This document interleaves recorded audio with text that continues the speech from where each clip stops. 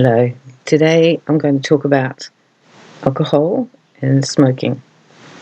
So these two are very prevalent in our society and very sociably acceptable in many ways, even though smoking not so much. You might struggle with both of them or just have a struggle with one of them. And this isn't a judgment talk. This isn't what you should or shouldn't be doing. This is just something you might want to try if you feel that the smoking and drinking are controlling you, not you controlling it. So I found that there are blocks that form with alcohol and with smoking, just like my previous videos about eating. These blocks, I'm talking from an energetic point of view, and these blocks are in the top of the head, like where we call it the crown chakra. It's up the top there, and usually it's a strong block that gets formed because of a need you have to block something out. And because it's a block, it makes it really hard to get rid of doing the same thing. So you might start and say you're going to stop smoking, but you find it really difficult, or you keep lapsing. Or even if you have stopped smoking, you just still have that craving and that wanting to smoke. It's always there because the block's always there. It's the same with the drinking.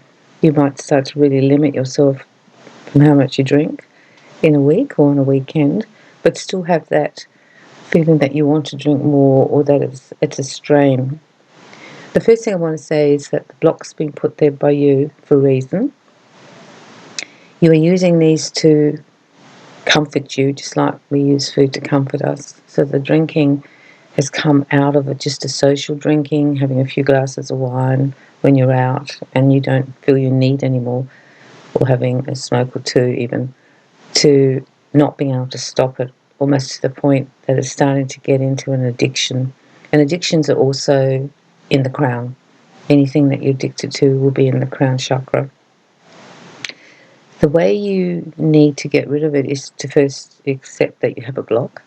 I think blocks are hard because by their very nature, we've blocked it. We don't see it.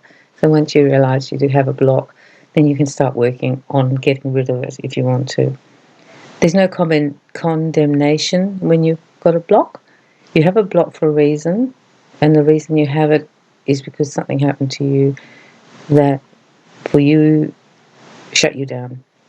So it was something that someone said to you, some behaviour around you, some trauma, some abuse, something that happened that you might not want to deal with the feelings, the emotions that came with it, because when the emotions come up, you want to push them away. So with eating, we swallow them down. With drinking, we drink them down. And with smoking, we suppress them by putting something in our mouth and pushing it down. So it's all about suppressing, pushing down those emotions. So what we need to do is understand that these emotions are actually triggering our behaviour. Once you realise that, you can start doing the work on releasing the block. As I've said in the eating one, there are many tools you can use. You can do emotional freedom tapping, which I find really amazing. Go and Google it if you don't know how to use it, and start using it to release these two blocks in particular. You might have to do it many times, or you might just have instant results.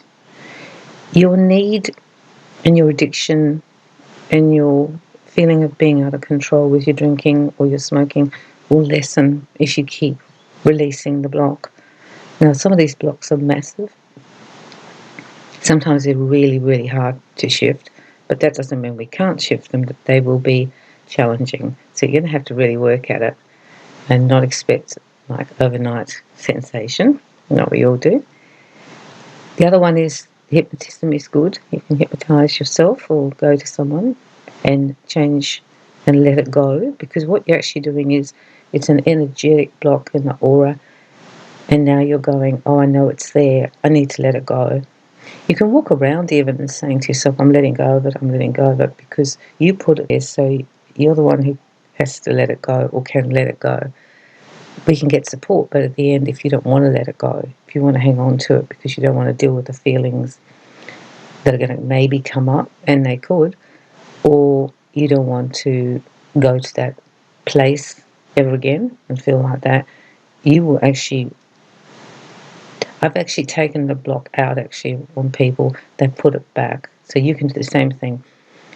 You can release the block and then put it back. And be very, very aware of that. And that's not failure, that's just an old pattern. So hypnotism is good, releasing is good. The other thing you can do is to go to a healer who does Reiki or similar work and get rid of it.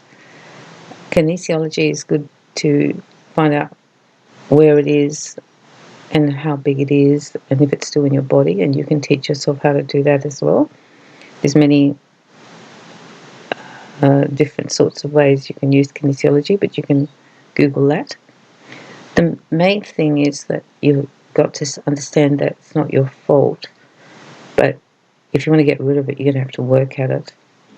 Journaling is good too. Once the feelings come up, you might feel angry, you might feel distressed, you might feel frustrated, there could be rage there. You also might have fear that you're holding down, or terror, stress. All these emotions might come up once you start releasing the blocks. You need to be aware of that. So I wouldn't do it in a very stressful time. If you've got a big meeting today, don't maybe tap before you go or do release work. Perhaps do the big meeting and then do it. But having said that, the more we can release it, the easier our life becomes. It'll make it harder for you to walk around with the block.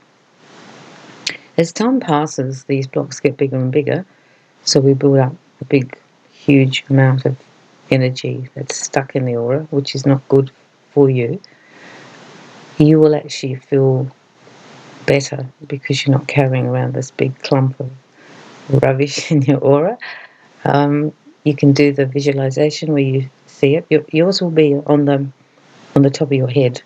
So if you think about Eeyore in Winnie the Pooh had the cloud on the top, which I think represents depression, yours is on the top, not so much as a depression, even though it can come with it. It's more like just a huge big clump. So you just keep seeing it and releasing it and releasing it and releasing it. Sometimes just putting your two hands on the top of your head like Reiki and letting it go will work as well. I hope you have some success with this. We need to let go of the block to be able to stop the addiction. That's what it's all about. And that's why it doesn't work for people, because the block's still there.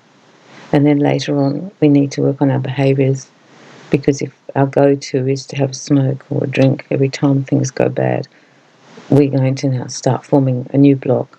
So that's why we need to treat ourselves or nurture ourselves.